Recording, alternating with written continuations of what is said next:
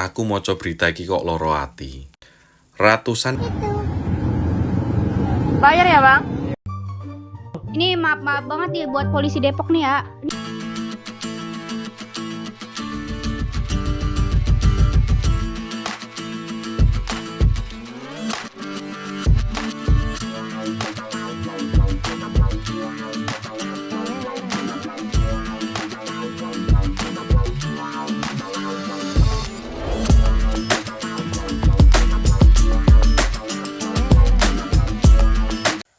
Assalamualaikum warahmatullahi wabarakatuh. Berjumpa kembali dengan Romlia Pratama. Teman-teman sahabatku semuanya, gimana kabar kalian?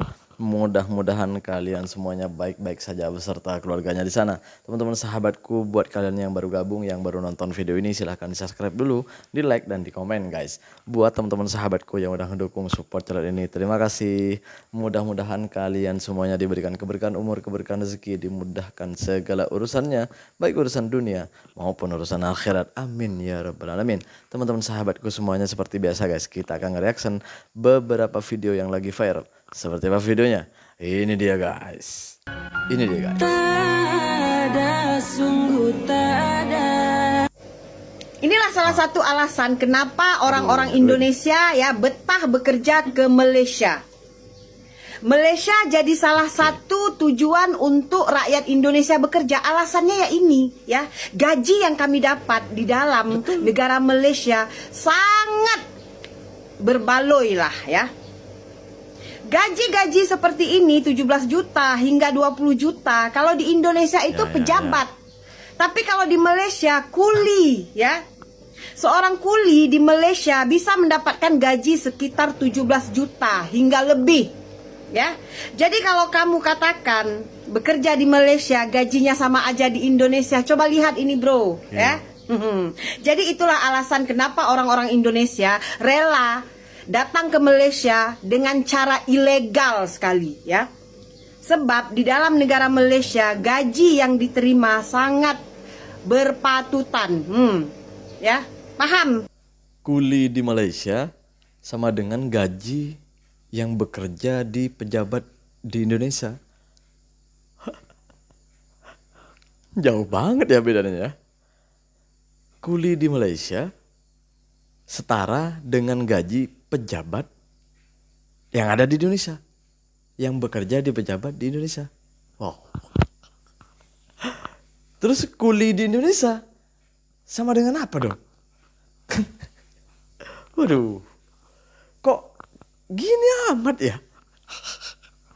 Makanya ya, banyak tuh dari kalangan masyarakat kita itu yang mau merantau ke Malaysia. Sampai sekarang tuh masih banyak guys yang pengen banget merantau ke sana gitu.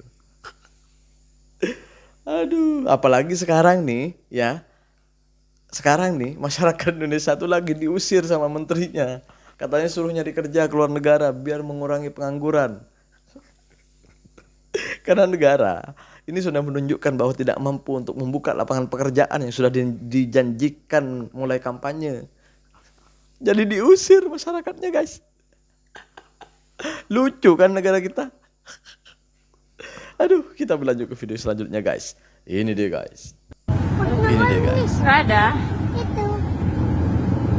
Bayar ya, Bang? Sejak kapan, Bang? Nongkrong di sini bayar? Udah berbayar ya, coy. Sering kami nongkrong, kenapa nggak bayar, Bang? Baru kali ini. Siapa yang nyuruh? Abang dan PP kamu.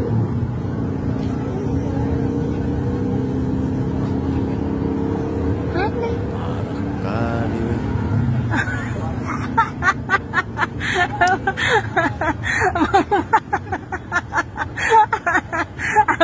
Duduk di taman doang itu udah di apa ya, ada biayanya. Duduk di taman tuh 2.000 guys.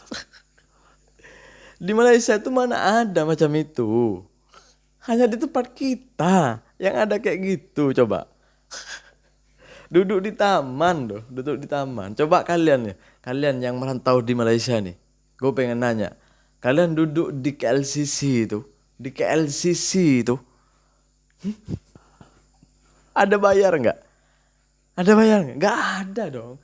Semegah itu, sebagus itu tempatnya, semewah itu tempatnya ada bayar nggak? Nggak ada guys. Hanya di Konoha yang kayak gitu. Aduh, duduk di taman aja pakai bayar 2.000. Aduh iya memang nggak apa ya, nggak bikin kita miskin, tapi apa iya kayak gitu ya. Parah kali weh. Kita berlanjut ke video selanjutnya guys. Ini deh guys. Aku mau Ini coba deh, berita guys. iki kok loro ati. Ratusan unit TV serta ribuan tabung miliknya Sakit hati disita. kenapa, Mas? Opo iki maksude? Opo sing disita? Rungokno sik lur. Kisah lulusan Oh, ini SD yang merakit viral. TV dari barang bekas dihukum karena tidak berstandar SNI.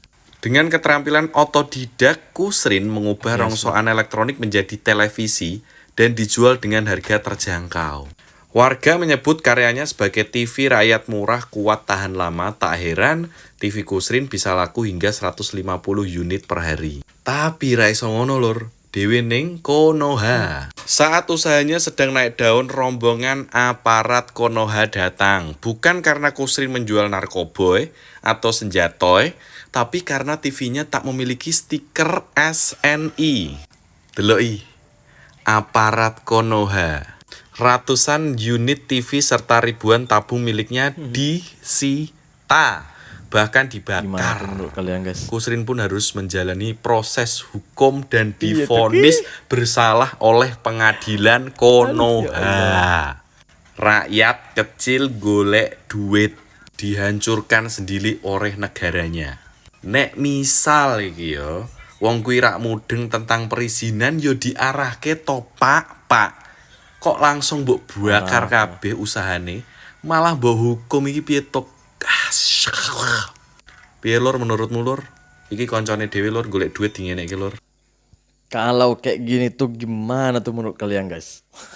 Aduh, kan gini nih ya. Jadi ada orang yang punya keahlian ya, punya keahlian nih. Ada barang sudah dibuang, TV sudah dibuang sama orang gitu. Terus dibenerin, dibetulin, terus dijual tuh sama masyarakat, dijual dengan murah karena kan sudah repair ya, sudah di repair gitu. Jadi TV yang sudah rusak di repair gitu. Lalu dijual ke masyarakat dan masyarakat tuh menyambutnya dengan baik karena murah kan daripada beli baru, dan kualitinya pun itu apa ya, lama bagus gitu. Bagus gitu. Jadi masyarakat itu menyambutnya dengan baik dan banyak yang membelinya gitu. Malah disalahin sama pemerintah, bukan malah disupport. Kalau memang iya yang seperti itu harus ada izinnya. Gue nggak tahu kalau di Malaysia ya, masa iya orang betulin TV rusak habis itu dijual, apakah harus ada izin atau gimana? Kalau di Malaysia tolong tulis di kolom komentar guys. Di sini ini katanya harus ada izin, harus ada sirim lah kalau di Malaysia. Kalau di Malaysia katanya harus ada sirim lah. Kalau di sini harus ada standar SNI gitu, yang sudah ditentukan oleh pemerintah. Seperti itu guys gitu. Jadi bapak ini dihukum atau mau dipenjara, dan TV-TV-nya itu dibakar, ada yang dibuang gitu, ada yang disita, itu karena tidak punya lesson lah gitu ya, tidak punya lesson apa ya, standar SNI itulah, atau tidak punya label sirim lah gitulah istilahnya. Gua nggak tahu lah.